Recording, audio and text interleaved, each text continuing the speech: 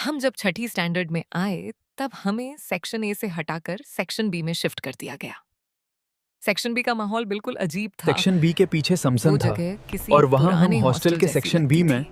जब रात को सबसे सोते थे डरावनी बात ये तब थी पैल की आवाज आती कि थी। स्कूल के पीछे एक पुराना श्मशान घाट था। रोज रात ठीक 12 सेक्शन बी के बजे पीछे समसन वहाँ से था पायल की और आवाज वहाँ सुनाई हम देती हॉस्टल थी। के सेक्शन बी में छन, जब रात को सोते थे छन, तब पैल छन। की आवाज आती थी।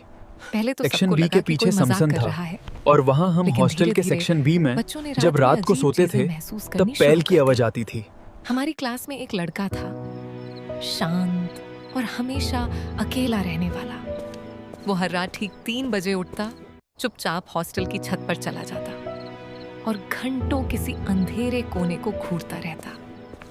जब कोई उससे पूछता कि वो वहां क्या देखता है, ये तो वो जगह बस इतनी स्कैरी क्यों हल्की लग सी रही है? मुस्कान देकर वापस सो जाता। कुछ दिनों बाद उसकी हालत बदलने लगी। वो हमेशा बीमार रहने लगा। वो लड़का अब चेहरा बीमार पीला रहने पड़ लगा गया। था। उसकी रिपोर्ट भी आंखों के नॉर्मल नीचे आती थी काले और घेरे उसके आ मम्मी गए। वो लड़का अब बीमार उसके रहने लगा मम्मी था। पापा उसकी रिपोर्ट भी उसे नॉर्मल पकड़ आती अस्पताल थी। ले गए। वो लड़का अब बीमार सारे रहने लगा टेस्ट था। करवाए, उसकी रिपोर्ट भी रिपोर्ट्स नॉर्मल आती निकली, थी और लेकिन उसके हर मम्मी वो रिपोर्ट लड़का अब बिल्कुल बीमार नॉर्मल रहने आती लगा थी। था। उसकी रिपोर्ट भी डॉक्टर नॉर्मल भी आती समझ थी नहीं पा और रहे उसके थे मम्मी कि पापा आखिर उसे हो क्या रहा है।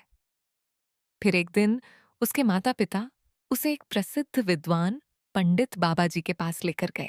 थी और बाबा उसके जी ने मम्मी उसे पापा ने देखते उसको ही एक बाबा जी आंखें से बंद मिलाया कर लीं। जो विद्वान पंडित थी। कुछ मंत्र पढ़े और अचानक बोले, इस बच्चे के पीछे एक अधूरी आत्मा है। कई साल पहले एक लड़के की मौत हुई थी, अब वही आत्मा इसे अपने वश में कर चुकी है। ये सुनकर उसके माता पिता डर डरने गए। की कहीं नहीं है, बाबा जी मैं ने कह तुरंत रहूं। पूजा शुरू की। तने फिर एक धरूथर पवित्र कदहर धागा सने नहीं है। उसके हाथ में धरूथर बांधते हुए कदहर कहा, उतरना नहीं है। इस धागे कदहर को सने कभी नहीं मत है। उतारना। धरूथर कदहर जब तक ये उतरना धागा नहीं है। इसके हाथ में रहेगा, वो धरूथर आत्मा कदहर उतरना इसे नहीं है। नुकसान नहीं पहुंचा